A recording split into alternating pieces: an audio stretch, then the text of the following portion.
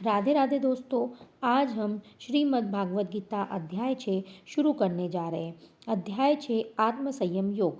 श्री कृष्ण अर्जुन को सावधान करते हैं कि कठोर तप में लीन रहने से कोई सफलता प्राप्त नहीं कर सकता और इसलिए मनुष्य को अपने खान पान, कार्यकलापों, अमोद प्रमोद और निंद्रा को संतुलित रखना चाहिए।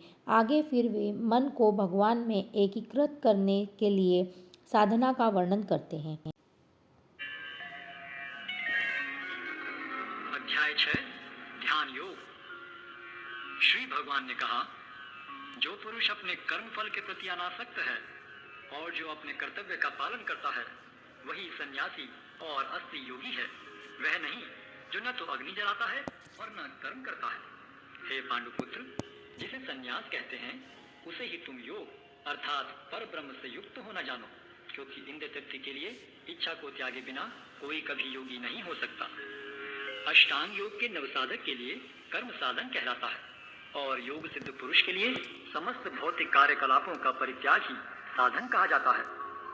जब कोई पुरुष समस्त भौतिक इच्छाओं का त्याग करके न तो इंद्रिय तृप्ति के लिए कार्य करता है और न सकाम कर्मों में प्रवृत्त होता है तो वह योगारूढ़ कहलाता है। मनुष्य को चाहिए कि अपने मन की सहायता से अपना उद्धार करे और अपने को नीचे न गिरने दे। यह मन बद्ध जीव का मित्र भी है और शत्रु भी। जिसने मन को जीत लिया है उसके लिए मन सर्वश्रेष्ठ मित्र है, किंतु जो ऐसा नहीं कर पाया उसके लिए मन सबसे बड़ा शत्रु बना रहेगा। जिसने मन को जीत लिया है उसने पहले ही परमात्मा को प्राप्त कर लिया है, क्योंकि उसने शांति प्राप्त कर ली है। ऐसे पुरुष के लिए सुख दुख, सर्दी गर्मी एवं मान अपमान एक से हैं। वह व्यक्ति आत्म साक्षात्कार को प्राप्त तथा योगी कहलाता है जो अपने अर्जित ज्ञान तथा अनुभूति से पूर्णतया संतुष्ट रहता है। ऐसा व्यक्ति अध्यात्म को प्राप्त तथा जितेंद्रिय कहलाता है।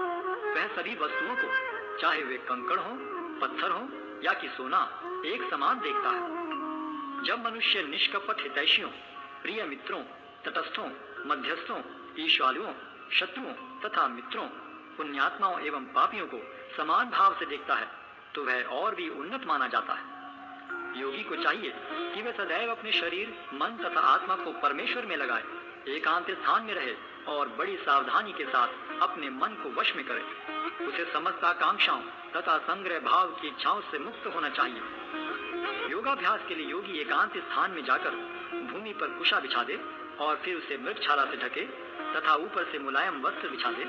आसन न तो बहुत ऊंचा हो न बहुत नीचा, यह पवित्र स्थान में स्थित हो। योगी को चाहिए कि इस पर दृढ़ता पूर्वक बैठ जाए और मन, इंद्रियों तथा कर्मों को वश में करते हुए तथा मन को एक बिंदु पर स्थित करके हृदय को शुद्ध करने के लिए योगाभ्यास करे।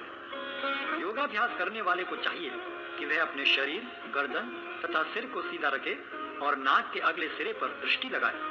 इस प्रकार वह अविचलित तथा दमित मन से भय रहित विषयी जीवन से पूर्णतया मुक्त होकर अपने हृदय में मेरा चिंतन करे और मुझे ही अपना चरम लक्ष्य बनाए। इस प्रकार शरीर, मन तथा कर्म में निरंतर संयम का अभ्यास करते हुए संयमित मन वाले योगी को इस भौतिक अस्तित्व की समाप्ति पर भगवत धाम की प्राप्ति होती है। हे अर्जुन, जो अधिक खाता है या बहुत कम खाता है, जो अधिक सोता है अथवा जो पर्याप्त नहीं सोता, उसके योगी बनने की कोई संभावना नहीं है। जो खाने, सोने, आमोद प्रमोद तथा काम करने की आदतों में नियमित रहता है वह योगाभ्यास द्वारा समस्त भौतिक क्लेशों को नष्ट कर सकता है। जब योगी योगाभ्यास द्वारा अपने मानसिक कार्यकलापों को वश में कर लेता है और अध्यात्म में स्थित हो जाता है अर्थात समस्त भौतिक इच्छाओं से रहित हो जाता है, तब वह योग में सुस्थिर कहा जाता है। जिस प्रकार वायु रहित स्थान में दीपक हिलता डुलता नहीं, उसी तरह जिस योगी का मन वश में होता है वह आत्म तत्व के ध्यान में सदैव स्थिर रहता है। सिद्धि की अवस्था में, जिसे समाधि कहते हैं, मनुष्य का मन योगाभ्यास के द्वारा भौतिक मानसिक क्रियाओं से पूर्णतया संयमित हो जाता है। इस सिद्धि की विशेषता यह है कि मनुष्य शुद्ध मन से अपने को देख सकता है और अपने आप में आनंद उठा सकता है।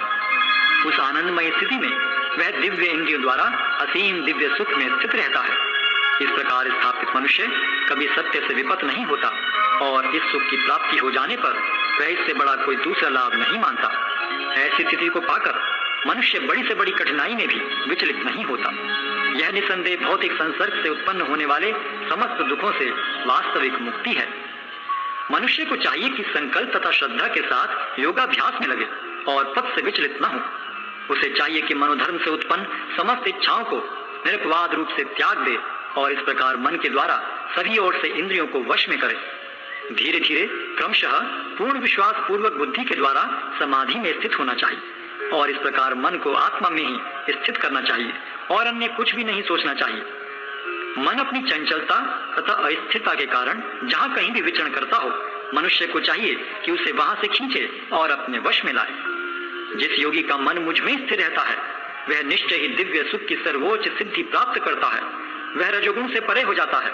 वह परमात्मा के साथ अपनी गुणात्मक एकता को समझता है और इस प्रकार अपने समस्त विगत कर्मों के फल से निवृत्त हो जाता है। इस प्रकार योगाभ्यास में निरंतर लगा रहकर आत्म संयमी योगी समस्त भौतिक कलमश से मुक्त हो जाता है और भगवान की दिव्य प्रेम भक्ति में परम सुख प्राप्त करता है। वास्तविक योगी समस्त जीवों में मुझको और मुझ में समस्त जीवों को देखता है। निसंदेह स्वरूप सिद्ध व्यक्ति मुझ परमेश्वर को सर्वत्र देखता है। जो मुझे सर्वत्र देखता है और सब कुछ मुझ में देखता है, उसके लिए न तो मैं कभी अदृश्य होता हूँ और न वह मेरे लिए दृश्य होता है। जो योगी मुझे तथा परमात्मा को अभिन्न जानते हुए परमात्मा की भक्ति पूर्वक सेवा करता है, वह हर प्रकार से मुझ में सदैव स्थित रहता है।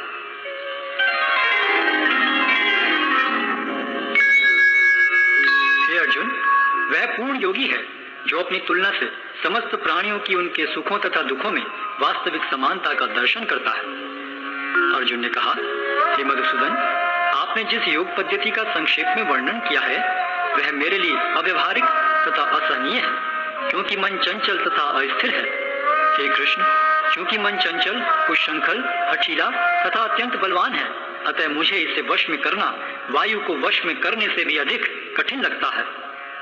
भगवान श्री कृष्ण ने कहा, हे महाबाहु कुंती पुत्र, निसंदेह चंचल मन को वश में करना अत्यंत कठिन है, किंतु उपयुक्त अभ्यास द्वारा तथा विरक्ति द्वारा ऐसा संभव है। जिसका मन उच्छृंखल है, उसके लिए आत्म साक्षात्कार कठिन कार्य होता है, किंतु जिसका मन संयमित है और जो समुचित उपाय करता है, उसकी सफलता ध्रुव है, ऐसा मेरा मत है।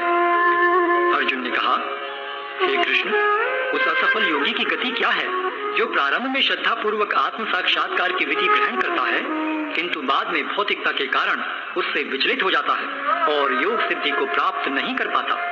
हे महाबाहु कृष्ण, क्या ब्रह्म प्राप्ति के मार्ग से भ्रष्ट ऐसा व्यक्ति आध्यात्मिक तथा भौतिक दोनों ही सफलताओं से च्युत नहीं होता और छिन्न भिन्न बादल की भांति विनष्ट नहीं हो जाता, जिसके फलस्वरूप उसके लिए किसी लोक में कोई स्थान नहीं रहता? हे कृष्ण, यही मेरा संदेह है और मैं आपसे इसे पूर्णतया दूर करने की प्रार्थना कर रहा हूँ। आपके अतिरिक्त अन्य कोई ऐसा नहीं है जो इस संदेह को नष्ट कर सके। भगवान ने कहा, हे प्रथापुत्र, कल्याण कार्यों में निरत योगी का न तो इस लोक में और न परलोक में ही विनाश होता है। हे मित्र, भलाई करने वाला कभी बुराई से पराजित नहीं होता। असफल योगी पवित्र आत्माओं के लोकों में अनेकानेक वर्षों तक भोग करने के बाद या तो सदाचारी पुरुषों के परिवार में या कि धनवानों के कुल में जन्म लेता है, अथवा वह ऐसे योगियों के कुल में जन्म लेता है जो अति बुद्धिमान है। निश्चय ही इस संसार में ऐसा जन्म दुर्लभ है। हे कुरुनंदन, ऐसा जन्म पाकर वह अपने पूर्व जन्म की दैविक चेतना को पुनः प्राप्त करता है और पूर्ण सफलता प्राप्त करने के उद्देश्य से वह आगे उन्नति करने का प्रयास करता है। अपने पूर्व जन्म की दैवी चेतना से वह न चाहते हुए भी स्वतः योग के नियमों की ओर आकर्षित होता है। ऐसा जिज्ञासु योगी शास्त्रों के अनुष्ठानों से परे स्थित होता है और जब योगी समस्त कलमश से शुद्ध होकर सच्ची निष्ठा से आगे प्रगति करने का प्रयास करता है, तो अंततोगत्वा अनेकानेक जन्मों के अभ्यास के पश्चात सिद्धि लाभ करके वह परम गंतव्य को प्राप्त करता है। योगी पुरुष तपस्वी से, ज्ञानी से तथा सकाम कर्मी से बढ़कर होता है। अतः हे अर्जुन, तुम सभी प्रकार से योगी बनो और समस्त योगियों में से जो योगी अत्यंत श्रद्धा पूर्वक मेरे परायण है, अपने अंतःकरण में मेरे विषय में सोचता है और मेरी दिव्य प्रेम भक्ति करता है, वह योग में मुझसे परम अंतरंग रूप से युक्त रहता है और सबों में सर्वोच्च है। यही मेरा मत है।